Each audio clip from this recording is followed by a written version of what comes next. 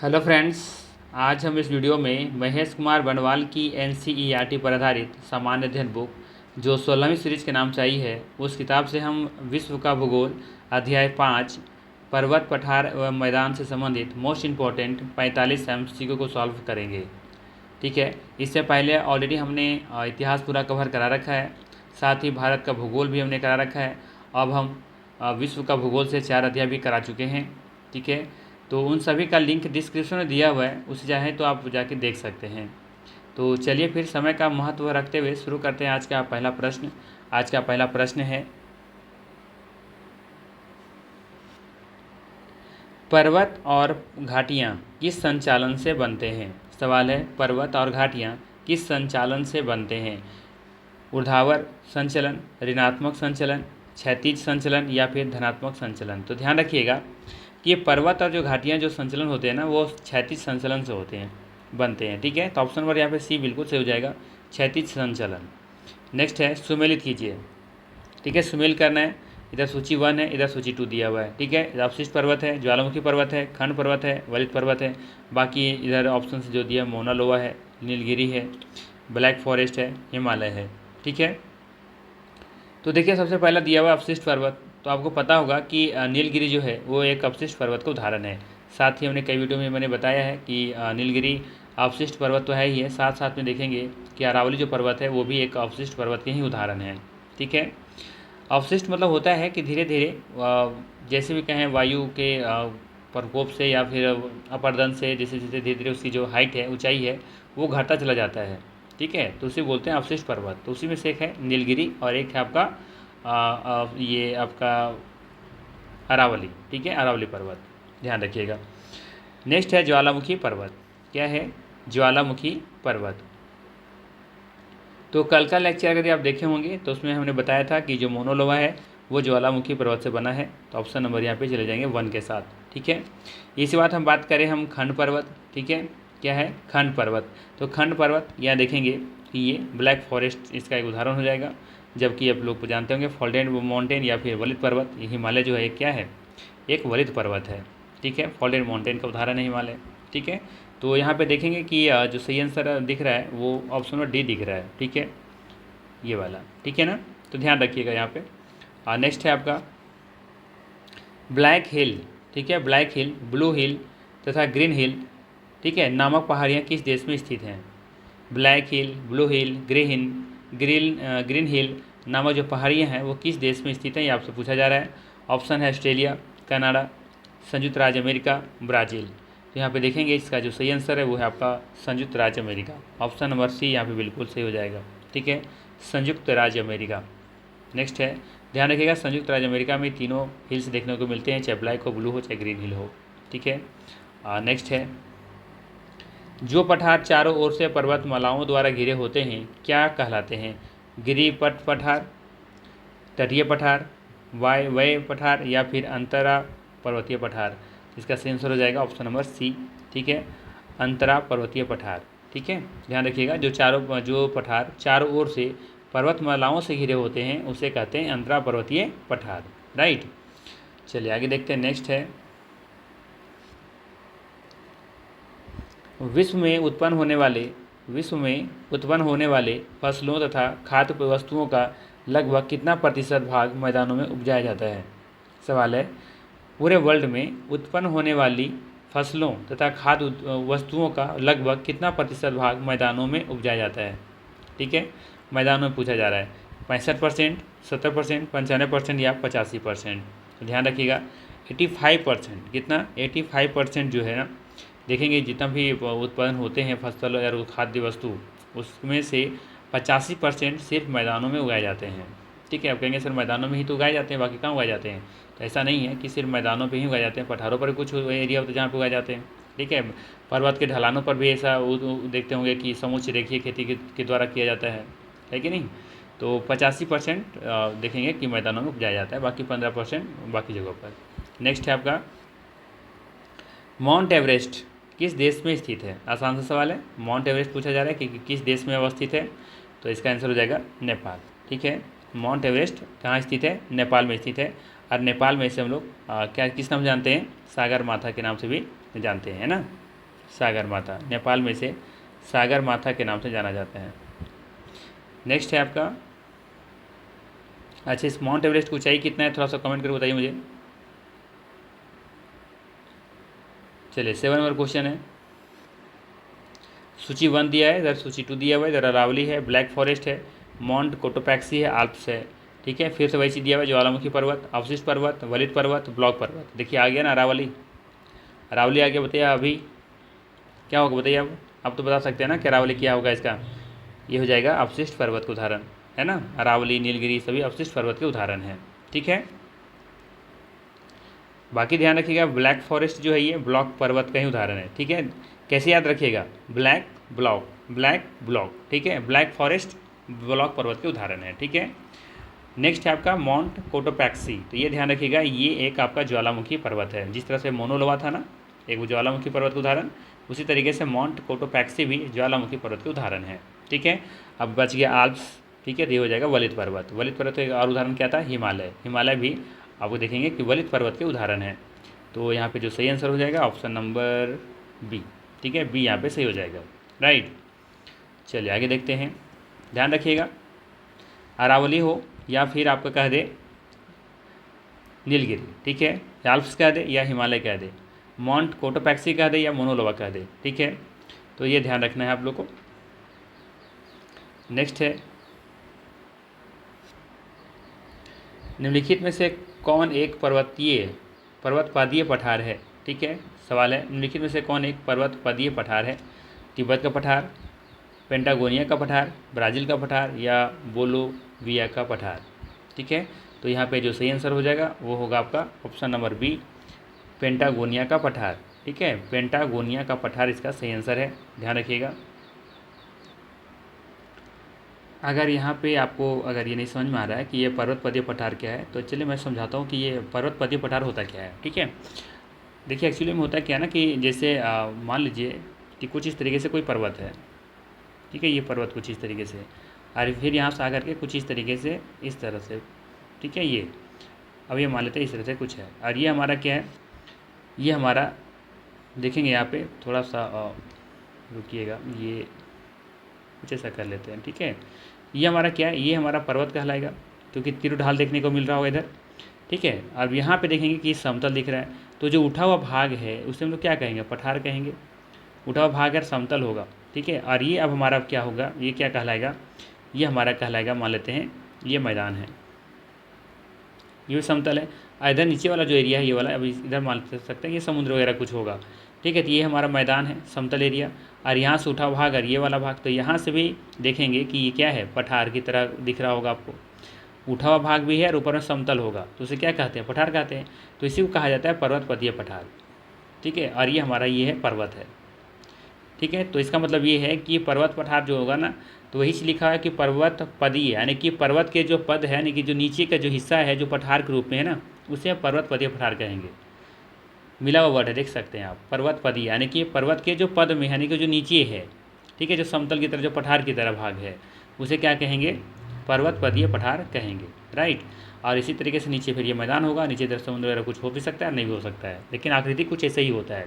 तो जो पेंटागोनिया का जो पठार है वो ध्यान रखिएगा, ये पर्वतपादीय पठार का ही उदाहरण है। ठीक है, अच्छा ये ध्यान रखिएगा, चीज़ और ध्यान रखिएगा, यहाँ पे जो इतना है बता ही दिए, तो और सुन लीजिए थोड़ा सा कि पठारों को जो है ना 3 भागों में बांटा गया है। ठीक है, एक बांटा गया अंतर पर्वतीय पठार, अंतरा पर्वतीय पठार। ठीक है, अंतरा पर्वतीय पठार, और एक है आपका पर्वतपादीय पठार, और एक है महाद्वीपीय पठार। ठीक है, तो इसमें से जो आपका ये जो है दिया हुआ ना तिब्बत का पठार, ये उदाहरण है अंतरा पर्वतीय पठार का। ठीक है, ये किसका उदाहरण है, ये अंतरा पर्वतीय पठार का उदाहरण है। अच्छा, अब ये अंतरा पर्वतीय पठार कैसा होगा, ये इसको भी समझ लीजिए, थोड़ा सा स्पेस मेरे पास, हाँ यहाँ पे देख लीजिए, जैसे कि कुछ इस तरीके से है, ये पर्वत है। ठीक है, अब यहाँ से ये क्या हो गया, समतल कुछ इस तरीके से हो गया, फिर यहाँ पे कुछ उठा हुआ भाग है और इस तरीके से है। देखेंगे इधर भी पर्वत है, इधर भी पर्वत है, और बीच में देखेंगे इस तरीके से यहाँ पर क्या दिख रहा है, पठार की तरह दिख रहा होगा आपको।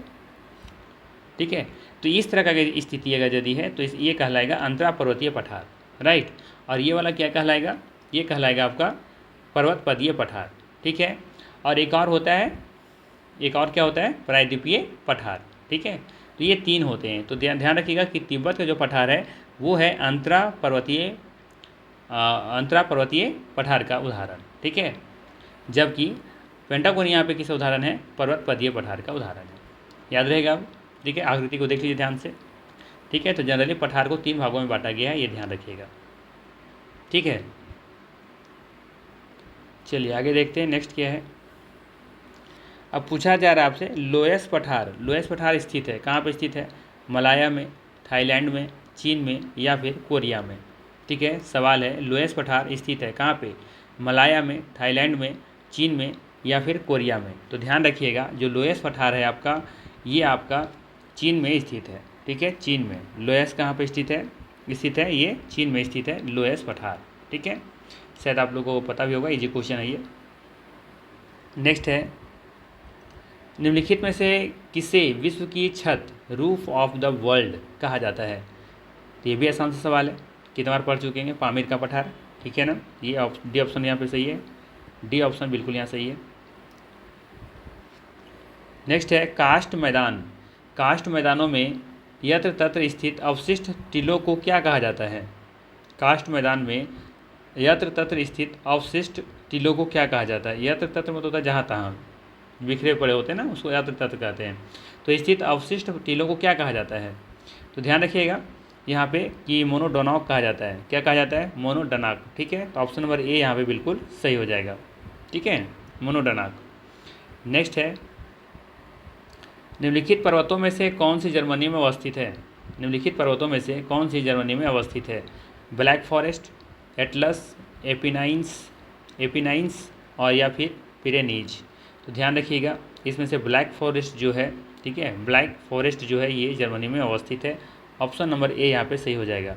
अब ज़रा बताइए ब्लैक फॉरेस्ट जो है किस पर्वत का उदाहरण है, याद है, ब्लॉक पर्वत है ना। याद किए थे ना वहाँ पे हम लोग कि ब्लैक फॉरेस्ट ब्लॉक पर्वत का उदाहरण है। ब्लैक फॉरेस्ट ब्लॉक पर्वत ऐसे याद किए थे ना। तो ध्यान रखिएगा ये जर्मनी में अवस्थित है ब्लैक फॉरेस्ट, और ये ब्लॉक पर्वत के उदाहरण भी है, ठीक है। नेक्स्ट है पोतवार पठार निम्न में से किस देश में स्थित है। पोतवार पठार, ठीक है, नए नए नाम मिलेंगे आपको, ठीक है। तो यहाँ पे पूछा जा रहा है आपसे कि पोतवार पठार निम्न में से किस देश में स्थित है। तो ध्यान रखिएगा ये जो पोतवार पठार है ये आपको पाकिस्तान में देखने को मिलेगा, ठीक है, पोतवार, ठीक है। ऑप्शन नंबर डी यहाँ पे बिल्कुल सही हो जाएगा। ध्यान रखिएगा पोतवार पठार पाकिस्तान में स्थित है। नेक्स्ट है आपका स्थल मंडल, जिसे हम लोग कहते हैं लिथोस्फेयर, है ना। स्थल मंडल के कुल क्षेत्रफल के कितने प्रतिशत भाग पर पर्वतों का विस्तार पाया जाता है। स्थल मंडल के कुल क्षेत्रफल के कितने प्रतिशत भाग पर पर्वतों का विस्तार पाया जाता है। 26%, 30%, 41% या फिर 33%। तो ध्यान रखिएगा 26%, ऑप्शन नंबर ए यहाँ पे बिल्कुल सही हो जाएगा। पूरे स्थल मंडल पर कुल क्षेत्रफल का 26% पर देखेंगे कि पर्वतों का विस्तार पाया जाता है। नेक्स्ट है हिमालय की उत्पत्ति किस भू संनति से हुई है। आसान सा सवाल ये भी है, कई बार आप पढ़ चुके होंगे, टेथित सागर, है ना। ऑप्शन नंबर ए यहाँ पे बिल्कुल सही है, ठीक है। टेथित सागर हम लोगों ने कल भी जो क्लास किया था उसमें भी हम लोग डिस्कस किए थे, ठीक है, कि जहाँ पे आज हिमालय है उससे पहले वहाँ पर कौन सा सागर था, तो टेथित सागर था, ठीक है। नेक्स्ट है पॉइंट पेड्रो अथवा पेड्रो टगाला निम्न में से किस देश का सर्वोच्च पर्वत शिखर है। सवाल है पॉइंट पेड्रो या पेड्रो टगाला निम्न में से किस देश का सर्वोच्च पर्वत शिखर है। दक्षिण अफ्रीका का, पनामा का, कंबोडिया का या फिर श्रीलंका का। तो ध्यान रखिएगा ये श्रीलंका का है, ठीक है। कहाँ का है, श्रीलंका का। ये देखेंगे कि ये सर्वोच्च पर्वत शिखर है। ऑप्शन नंबर सी यहाँ पे सही हो जाएगा। नेक्स्ट है पर्वतों के पदों यानी कि फुट हिल्स, है ना, जो वहाँ पे देखे थे ना अभी हम लोग पर्वत पदीय, है ना, तो पद हम लोग देखे थे फुट हिल्स, वही है ना फुट हिल्स, ठीक है। अर्थात किसी पर्वत के सहारे स्थित पठार को कहा जाता है। क्या कहा जाता है, आप बता दिए थे इसका आंसर ऊपर में ही, बताइए अब क्या होगा इसका आंसर। अंतर पर्वतीय कहेंगे या पर्वत पदीय कहेंगे या वायु पठार कहेंगे या महाद्वीपीय पठार कहेंगे। ठीक है। पठारों को 3 भागों में बांटा गया था ना, पर्वत पदीय पठार, अंतर पर्वतीय पठार और महाद्वीपीय पठार। ठीक है, अब बताइए इसका सही आंसर क्या होगा। बिल्कुल सही, पर्वत पदीय पठार। ठीक है, ध्यान रखिएगा, पर्वतों के पदों अर्थात किसी पर्वत के सहारे स्थित पठार को क्या कहा जाता है, पर्वत पदीय पठार। कुछ ऐसा था ना इसी तरीके से, तो ये देखेंगे कि ये पर्वत के सहारे तो है ना ये पठार, इसीलिए इसे क्या कहेंगे हम लोग, पर्वत पदीय पठार।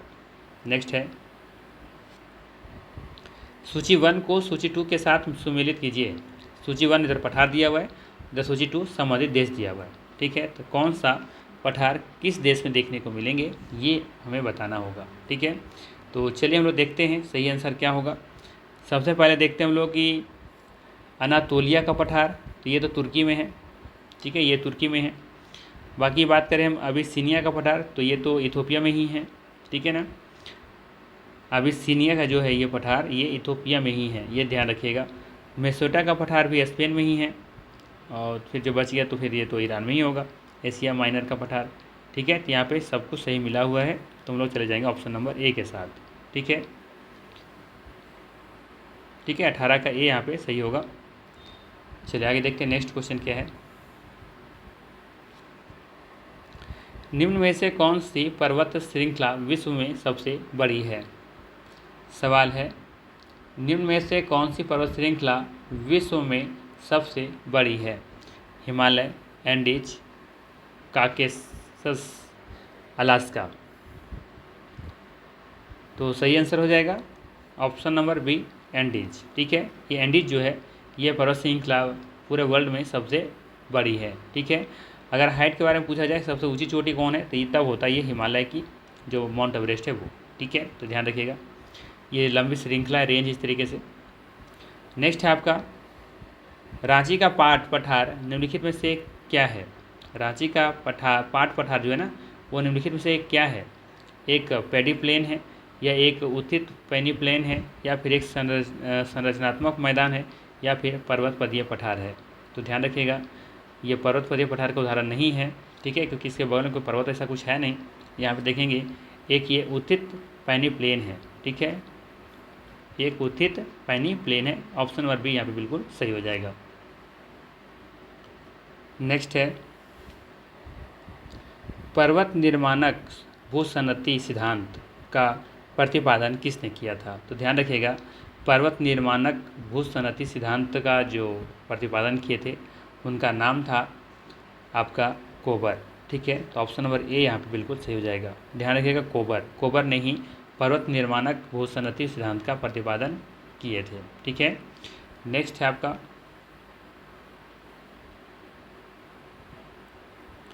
नंबर 22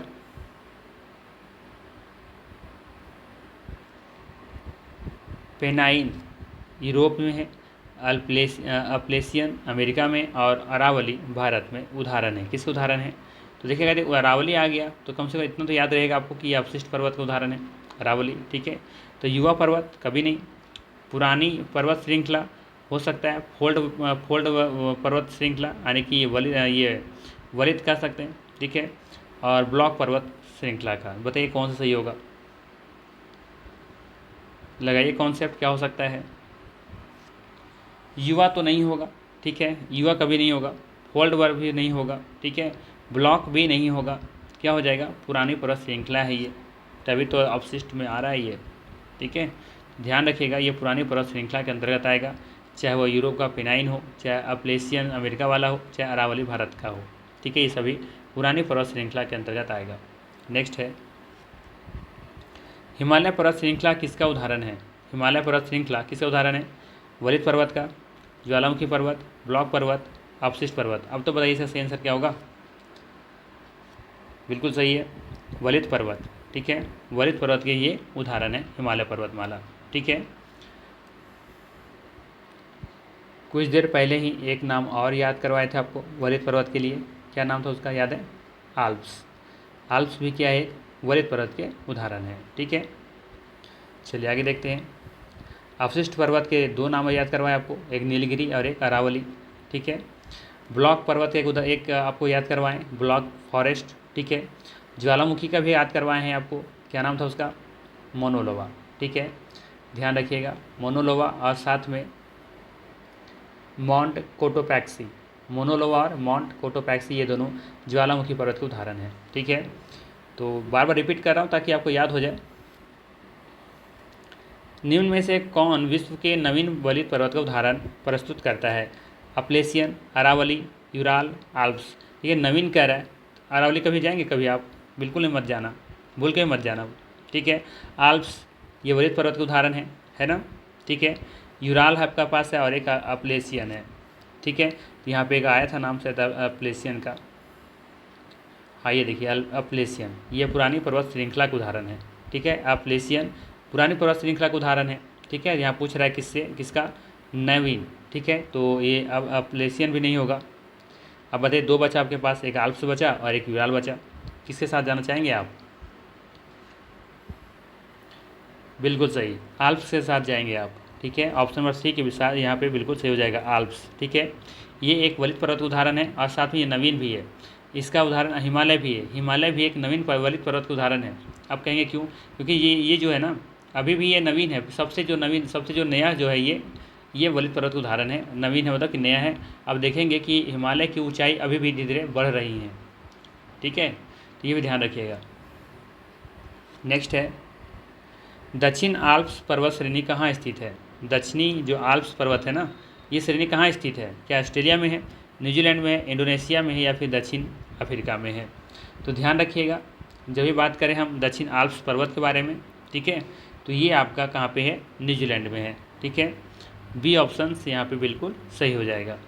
ठीक है, दक्षिणी आल्प्स पर्वत श्रेणी कहाँ स्थित है? तो ये न्यूजीलैंड में स्थित है।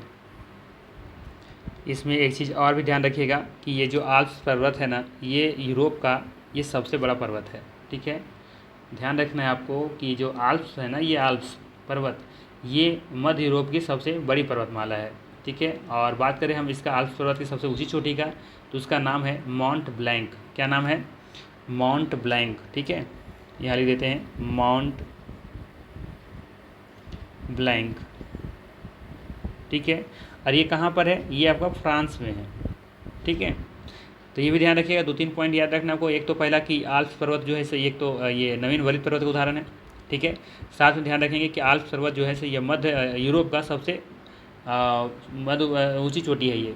ठीक है, सॉरी, मतलब आल्प्स पर्वत ये देखेंगे कि इसकी सबसे ऊंची चोटी का नाम क्या है? माउंट ब्लैंक है और ये फ्रांस में है।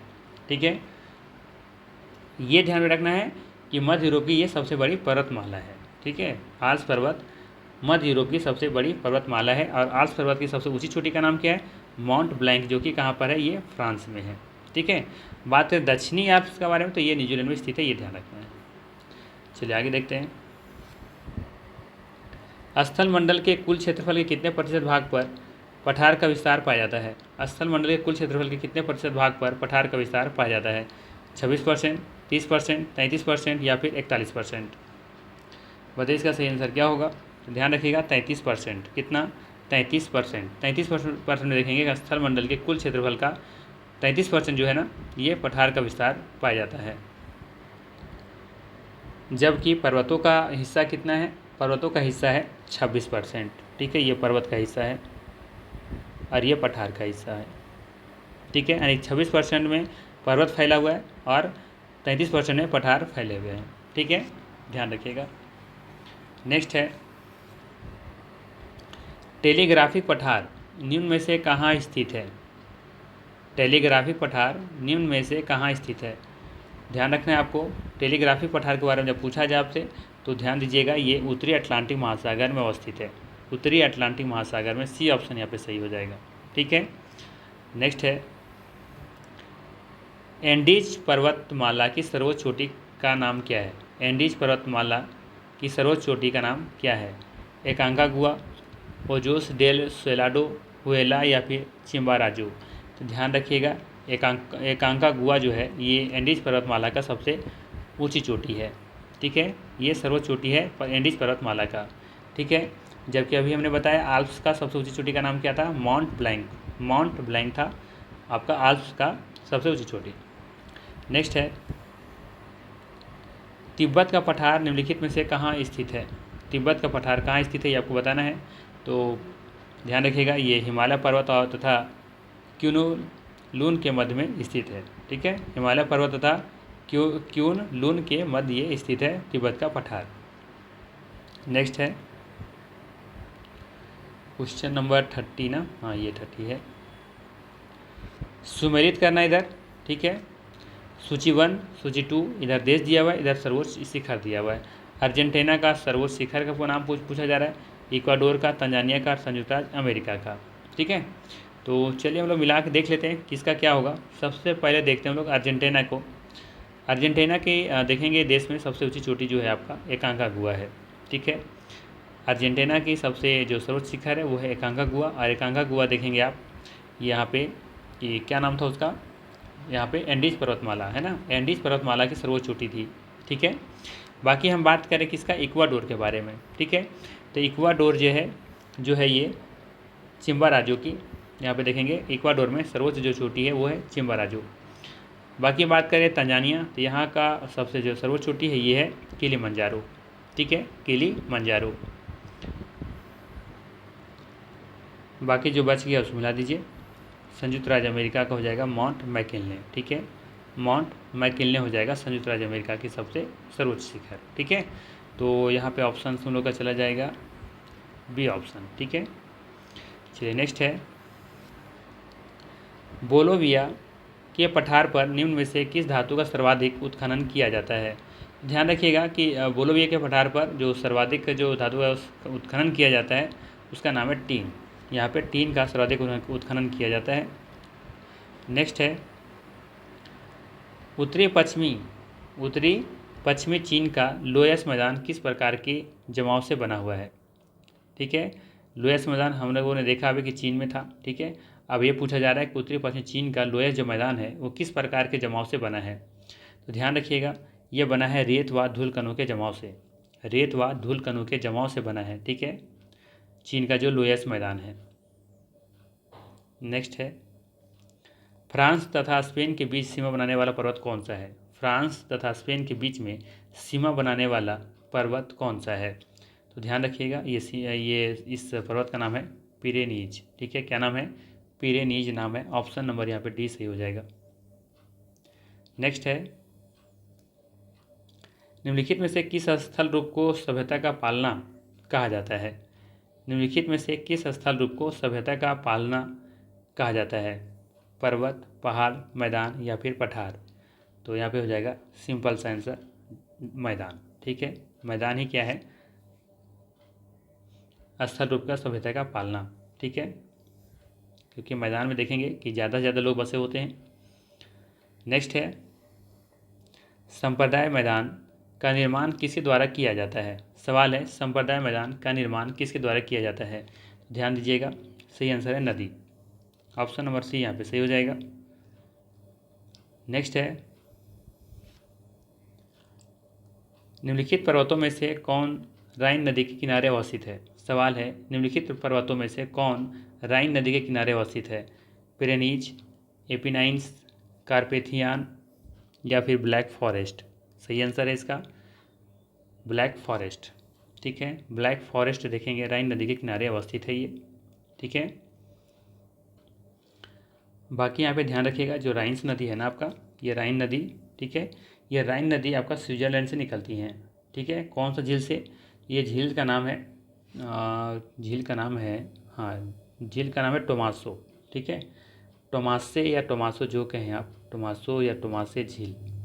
ठीक है, ये स्विट्ज़रलैंड में है, वहाँ से निकलती हैं और जर्मनी नीदरलैंड से होकर के ये बहती हैं राइन नदी। ठीक है, तो ध्यान रखना है कि ब्लैक फॉरेस्ट जो है ये पर्वत उसी के ये राइन नदी के किनारे अवस्थित है ब्लैक फॉरेस्ट। ठीक है, नेक्स्ट है आपका पर्वतों की उत्पत्ति से संबंधित रेडियो सक्रियता सिद्धांत, रेडियो एक्टिविटी थ्योरी का प्रतिपादन किसने किया था। ध्यान रखिएगा इसका नाम था जॉली। क्या नाम था, जॉली। ठीक है, ध्यान रखिएगा पर्वत की उत्पत्ति से संबंधित रेडियो सक्रियता सिद्धांत जॉली ने प्रतिपादन किया था। नेक्स्ट है कौन सा पर्वत महाद्वीपीय विभाजक के रूप में जाना जाता है। कौन सा पर्वत महाद्वीपीय विभाजक के रूप में जाना जाता है। तो आसान सा सवाल ये भी है कि इसका नाम हो जाएगा रॉकीज। ठीक है, ऑप्शन नंबर सी यहाँ पे बिल्कुल सही हो जाएगा। नेक्स्ट है, निम्नलिखित में से किस पठार को अंतर पर्वतीय पठार की श्रेणी में नहीं रखा जाता है। सवाल है, निम्नलिखित में से किस पठार को अंतर पर्वतीय पठार की श्रेणी में नहीं रखा जाता है। तिब्बत का पठार, मैक्सिको का पठार, बोलोविया का पठार या फिर छोटा नागपुर का पठार। ठीक है, तो आसान सवाल है। ठीक है, यहाँ पे पर्वत का कोई यहाँ पे कोई देखने को नहीं मिलता है यहाँ पे पर्वत। ठीक है, तो यह हो जाएगा छोटा नागपुर का पठार।